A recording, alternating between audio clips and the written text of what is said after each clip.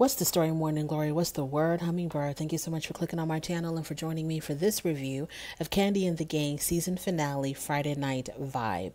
So we start off with the meeting at OLG. We're having a staff meeting and Philip announces to everybody that Chandrika has been promoted to head maitre d', which is like, I guess, like the head host or the head hostess. She's going to be in charge of training the new hostesses, and she's also going to be in charge of keeping up with the schedules. So Melvin, in his confessional, he's like, well, she's still the host, right? And the producer says, yeah, she will still be sitting at the front. Then Melvin busts out laughing because he's like, she's basically doing the same thing she was doing before. Well, Melvin, don't knock it, because she may be doing the same thing she was doing before, but she's going to be getting paid a little bit more money. So that's like a win-win. Torrin is going to be trying to prove to Kandi and Todd and everybody else that he should be rehired officially as the event planner again for OLG. The last time that he worked for Kandi and Todd, he ended up leaving. And he left abruptly.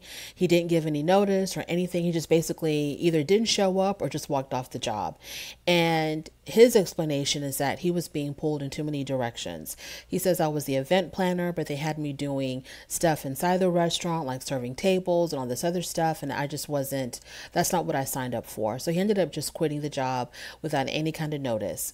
So he has a lot to do to prove that he should be hired again, because now they're kind of iffy on if they do hire him again, is he going to just walk away when he's upset about something? So he has a whole lot to prove to them.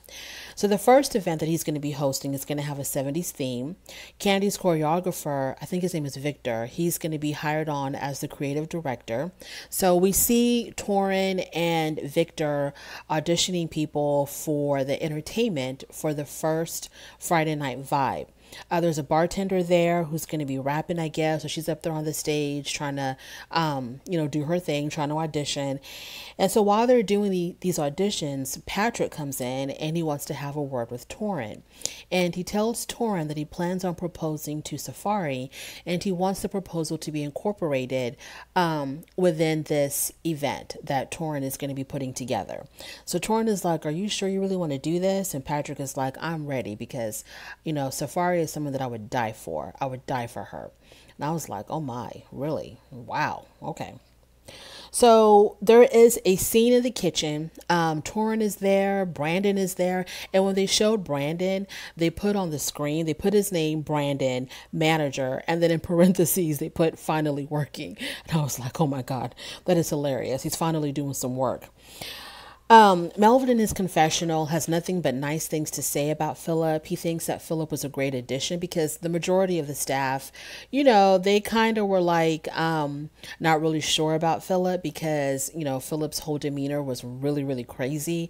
The way that he was like suspending people and trying to fire people and barking orders at people and just really talking down to people. But Melvin saw nothing wrong with any of Philip's tactics. He said that when he worked at Blaze, Philip was a great addition to Blaze, and so he was looking forward to working with him again at OLG. I think Melvin might be the only one that really likes Philip, because everybody else, they kind of, Philip had to grow on everybody else. But Melvin, right off the bat, he thought, Philip was just the bee's knees. So now we're at Kandi's house. Kandi, Todd, and Don Juan, they want to have a meeting with Philip, because they want to know, where does he go from here? Where do they go from here as far as their business relationship? I think he's at the end of his contract, and so they want to know if he's willing to stay on or if he's going to go on to do, other endeavors. So when he comes over and to talk to them, Kandi asks Philip, who would you feel like would need to be let go the most? And Philip says it has to be Dominique, because of he wants to break up that whole duo between Dominique and Brandon. He wants to break that up. So he suggested that Dominique should go. Don Juan suggested that Rashard should go, because he's got this drinking problem where he's drinking on the job. So they talk about Torrin. Can Torrin finally prove himself with the event planning. And Todd asks if Philip will be willing to stay. And Philip says that Philip says in his confessional, not to Todd and Kandi, but in his confessional, Philip says that he had no intentions of staying past his contract. He says that he has always really worked for himself. He never really saw himself working for someone else. He also said that his mother had made financial arrangements to where him and his siblings had the option to either work for themselves or work for other people. So I'm thinking of maybe some type of a trust fund, or if maybe the mother left in her will, if she's no longer living, she'll left, good chunks of money for her kids, for their future. I don't know. But he made it seem like he's like a trust fund baby, and that he never really has to worry about finances. He kind of has the freedom to do whatever he wants to do. He doesn't have to do like a 9-to-5 job. So at the end of the day, Philip decides that he's going to go on and he's going to stay with OLG. Now, we are at Brian's house. We have Rashard, we have Torrin, and we have Brian. So Brian tells him that he had a meeting with Todd about his soul roll. And he says that Todd offered him something even better than just investing in a food truck. Todd said that he has bought up an entire block, and they plan to put a restaurant on this block, and this restaurant will be solely Brian's restaurant where he can sell his soul rolls. And I was like, damn, Kandi and Todd are doing big things, really big things. He bought an entire city block, and he can put whatever he wants on that block, and he's going to put a restaurant for Brian. I was like, wow. Now, Todd still has 50% stake in Brian's company, so he will be getting 50% of Brian's profits. So hopefully this restaurant is going to do really well. So Patrick and his mom are meeting up, and they're at the flower shop, and he had bought some roses, I guess, for Safari, I think. I don't know. And his mom is so emotional about Patrick getting married. And, she feels like she's losing her son. And Patrick tells his mom, "You will never lose me because you and I are best friends. I'm not going anywhere, and you will always be my number one." And I thought that was just so sweet. This was like the first time when I saw Patrick with his mom, I actually really, really did like him. I thought it was so sweet, this interaction between him and his mother. It's a whole lot better than the interaction because his mother is like, she's got life in her, she has a personality, she has emotions, and she was showing it. Unlike Safari, who barely says anything, who has no expression on her face. I mean, she's like a freaking mannequin. So Patrick likes to be very jokey. He likes to, he's got this big sense of humor. So when he's next to Safari and Safari is like barely responding to anything, it just makes Patrick look kind of crazy. So it was good to see it was good to see Patrick interacting with someone who has some life in them. So now we're at the day of the event.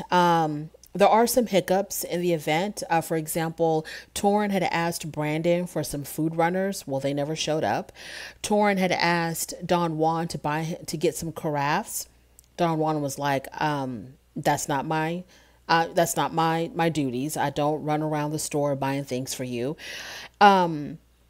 There wasn't enough alcohol, or the alcohol wasn't flowing fast enough. There wasn't enough food. So there were some issues at this event, and there ended up being a confrontation between Torrin and Don Juan, because Don Juan was like, pointing out all the problems, and Torrin was trying to defend himself. Next thing you know, they're going back and forth, back and forth. Philip is trying to calm everybody down, and it really didn't go well. So then, Torrin ended up just walking away. So Torrin acted kind of nervous because they paint him out to be as someone who did this all the time, but the way he was running around and stressing out, he acted like this was his first ever event, like he didn't have any confidence in himself. So Torrin ended up walking away from that conversation. Now it comes time to for them to have a discussion with Rashard. So it's Kandi and Todd and Don Juan, and I think Philip. So for whatever reason, they chose to talk about work at this party at this event. Everybody's having a good time. People are dancing, drinking, eating. It's a wonderful time, but they want to talk business in the middle of this event. And I was just like, why couldn't y'all wait until the next day to talk to Rashard about his shortcomings? But anyways, this was the time that they chose to do it. So let's talk about it. So they talked to him about, I think it was Don Juan that brought it up. They talk about him drinking on the clock and also not paying for the drinks that he was drinking. And Don Juan was like, because Rashard was saying, but I paid for him. And first of all, he tried to say that even though he was on the clock, technically he wasn't on the clock because someone has to clock him out. And whoever was in charge of clocking him out, they were busy in the meeting. So he was officially done working, but he was still technically on the clock and he was having a drink. And then Don Juan had mentioned something about, and you didn't even pay for it. Don Juan said that you were not going to pay for it because the only reason why you ended up paying for that drink was because we caught you drinking and we asked you, did you pay for it? So he's having a lot of issues with drinking on the job. And then also they call Chandrika over, and we know that Chandrika and Rashard don't really get along because when they were hosting together, Rashard was, I think he was like, he didn't understand Chandrika's way of doing things at the front. So he was like very critical of how she did her job. And from there on, they really didn't see it for each other. So they called Chandrika over and they asked Chandrika, has she seen anything at OLG that would cause someone to be fired? And Chandrika said, yes. I thought she was going to look out for her boy, staff sticking together kind of thing. But oh no, oh hell no. Chandrika told it all. She said that he was accepting money for tables. Basically, when people wanted to be moved up, if people basically wanted to skip the line and get seated right away, instead of waiting their turn in line like every other human being, they would pay him money to get a table right away. And Chandrika said that Rashard was doing this. And Rashard said, no, he's never done that. And then they showed footage of this possibly happening because he was at the front. A lady came in and she says she was offering to pay him money to be seated right away. And Rashard said, well, what makes you think that I would do that I would accept money for that? And she said, because I've been here before. Like, what you talking about? I've been here before. You know what it is. So they end up firing Rashard on the spot at this main event. At this Friday Night Vibe event. They were like, okay, your services are no longer needed. Thank you very much. Have a nice day. I thought he was going to walk off and, go home. You just got fired. Why do you want to hang around these people? But no, Rashard stayed. He stayed. He was like, I guess he had a drink that he paid for and he was going to drink it until it was gone. I have no idea why that man stayed. I would have left. There's no way in hell I would have stayed around people who no longer wanted my services and wanted to fire me in the middle of a party. So we move on to the proposal. So Patrick is extremely nervous. He was so nervous. I thought he was going to pass out. So he gets changed into his tuxedo. He comes out. He gets on the stage. And Safari's like, what the hell is he doing? Is he going to be, singing? And he gets up there and he says a few words. He asks Safari to join him on the stage, which she does. And he tells her how much he loves her, how he feels about her. He says he's going to recite a poem to her, but it's going to be coming from his heart. So he said whatever he said, and he tells her to turn around, and she turned around, and there was this huge sign that said, marry me. The letters were spelled out, marry me. And so, she was all emotional. Then she turned back around, and he was on both of his knees. And I was like, Patrick, normally you'll just have to get on one knee, not both of them. So he's on both knees and he's holding out the ring, and he asked her, will you marry me? And she said yes. And it was really, really sweet, really beautiful. So that was that. And so at the end of it all, at the end of the episode, oh, and by the way, I really liked Kandi's creative director / choreographer, Victor. I liked that song and I liked his performance. Yeah. I'm glad they had him singing up there instead of Brian.